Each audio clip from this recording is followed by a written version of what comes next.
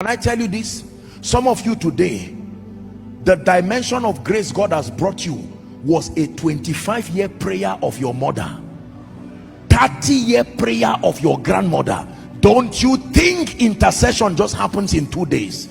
You've cried for 3 weeks and you are tired and say, Lord, I've given up. Go and read your Bible and find out how many years Anna the prophetess interceded for Jesus. Why will you need to intercede for Jesus when it's the Father who is sending him down to the earth? From the time she became widowed, she started interceding. Over a period of 60 years, she interceded for the arrival of Jesus. Can I tell you this? Go and read church history.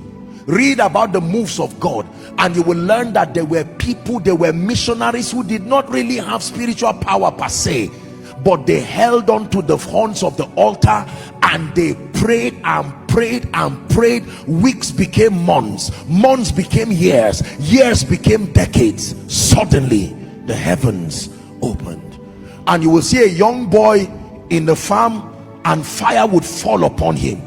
Go and read the history of the church in Nigeria. You see, many believers who are not students of history, that's why the secret to the future is in yesterday. Go back and study yesterday. Study the generals, study those who serve the purposes of God. Men like Archbishop Benson Idahosa, Papa Ayo, and Babalola. You go and read about them. You may not know, but they were prophetic intercessors who prophesied their arrival and prayed.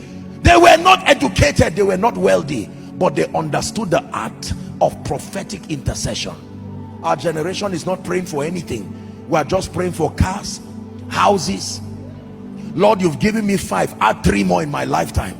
And God is saying, look at, you are not long term, you are not kingdom in your perspective. I'm not saying those things are wrong. You've given me 10 houses, add 2. Lord, you've made me, make me the greatest man of God within a city. And God says, why?